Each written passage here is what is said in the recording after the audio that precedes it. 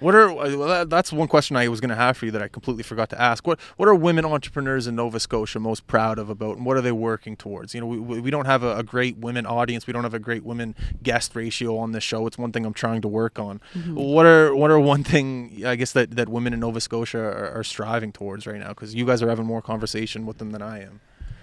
That's a big question. Yeah. So I think like the biggest thing right now is, and we talked to Kayla about this, and our landscape is shifting for work. I'm very passionate about all of this. So we're in this really interesting time where I personally believe most of the jobs that people are going to have in the next 5 years don't exist right now. And so we're in this like realm of so much creativity and opportunity for creativity. Yep. And I think for women, there's challenges going on right now because if you have children and stuff, like children are home much more. But if we kind of step outside of that, I think for women, like the accessibility to create in new ways is opening up a lot of opportunity for people who maybe didn't see themselves as entrepreneurs in the past. So many ways to make money right now. Yeah, and to create in ways that people want. And so I think just that realm of creativity has opened up a lot. And I think that's really cool. And people are seeing themselves more in other entrepreneurs. So they're finding people who look like them, and they're seeing them kind of being able to follow and learn from them. And people are sharing knowledge a lot right now. And I think it's just like a huge opportunity for growth for women. And, it's something we're very passionate about. And coming from the tech space, there's not as many women as well in that space. And it's something we've each been working on. And I wrote a paper on it on how to bring more women into these spaces. Who'd you give the paper to?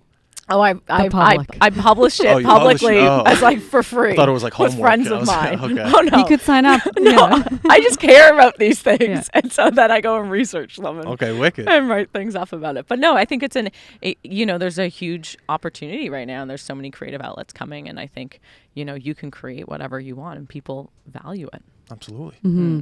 And I think the podcast is another way to do that, is like it's a free resource for people to kind of learn, connect with different topics, learn from people who are creating or entrepreneurs. We actually now consider, we like to talk about creators as entrepreneurs because you're creating something from nothing. Yeah. So I don't know, that's like our new way to describe building. To describe creativity. Yeah. We never thought we were creative. And then now we're like, well, we are you creative. I didn't. Yeah, you That's did. My background. You did think you were creative. I never felt I was creative. But then I'm like, what the hell? I am creative. Everyone's creative. You create something out of thin air. That's creative mindset. Like you've created this. Yeah. And you've created this beautiful apparel, everything.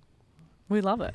He's like, I didn't. So the women podcasters, they're coming up. The women are coming up. Yeah. Yeah, it's a cool time. And I mean, people are very familiar with High Button, like Sick Boy. I think we talked about that. There's a lot. So we're like, okay, we need to get some other ones up there.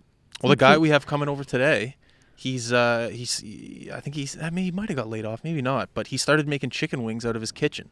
Started a social media. Stop, is this Jason Bourgoin? I don't know. I've never met him. I know. No, yeah, Caitlin's husband. He has this like barbecue something. Charboys. Yeah. This guy's called the Wingman. Okay. And I saw some of his pictures on social media. I reached out to him last week because he just started maybe like a month ago. And I'm like, hey, man, if you want to drop off some wings to the studio, we'll give you some free promo exchange for some wings. He's like, sure. And he was telling me his story a little bit. And he just started making chicken wings out of his kitchen on the weekends. And he's making so much money right now. The demand is so high. It's turned into his full-time thing right now. I'm pretty sure he said that. That's dope. But he's here on a Monday. And I guess today's a holiday, but so he could be off. And nonetheless, like it's turning into that point where he might have to get someone to come work for him. That's awesome. So I'm pumped for him to come here and give us some wings. But you're just hearing so many stories like that. People just kind of not forced into a situation, but have a little bit more free time. So they're going to try something. And connect to those things that they maybe thought about before. Mm. Yeah. And just didn't see it as something that they like tangible at the time, or that they could make money from it. And now look at them. It's a really cool time for entrepreneurs. Yeah. Oh, if there's ever a time to, like, if you're thinking about, being a Play-Doh artist, anything, like you want to do something, you're thinking about it, like not in our lifetime, in the whole history of time. Mm-hmm. Did someone knock, Justin? Okay, sorry. Is that the Wingman? No, he's coming at 12:10. We got 10 minutes. But yeah, if there's ever a time, it's now. Yeah. Because there's no excuse. It's